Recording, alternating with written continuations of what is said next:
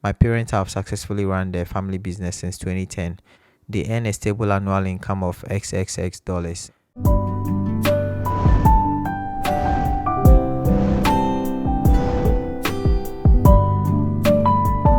This student reached out to me on Telegram after he was denied. So he was like, "Hey, I need your help. Just help to point out what could have caused my visa to be denied." So this is how his F-1 visa interview went. He exchanged greetings with the visa officer, and then the visa officer asked him, "When did you finish school?" The student said, 2018. I suspect he looked a bit old at the time of the interview. Now, looking old doesn't mean you will automatically be denied. Maybe he also didn't state any job in his the excellency form. I think he was going to do his bachelor's degree and he looked a bit old. Now, he finished school in 2018, which meant that he had a 6-year gap.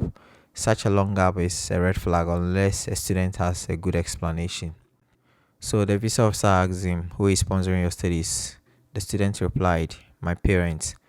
This answer falls under one word answer, but this won't automatically get your visa denied.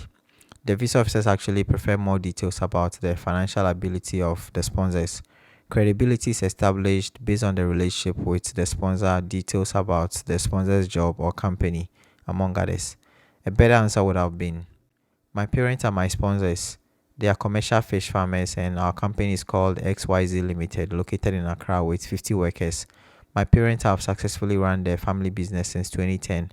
They earn a stable annual income of XXX dollars and have always given me the best education since childhood. I have their company registration documents, tax returns, and bank statements as proof of their ability to support my studies in the US."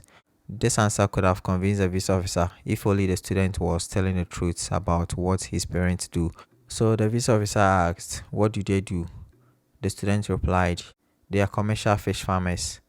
A good answer to the previous question would have prevented this question. This answer is also not good enough. It doesn't give details about the sponsors in terms of the name of their company, location, among others. Commercial fishing can be a viable business, but I doubt it can generate enough money to sponsor a student's studies in the US. US education is very expensive and requires a stable high income job to prove a sponsor's ability to fund someone's studies in the US. Commercial fish farming is not a stable business and didn't help the students. Maybe if the parents had other businesses, that would have helped. So the visa officer told him he won't be approving his visa.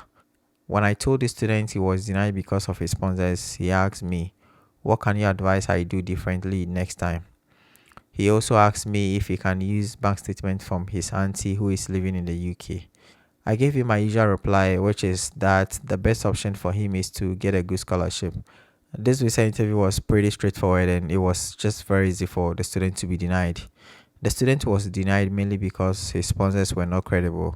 His study gap could have also played a role in the denial of his visa.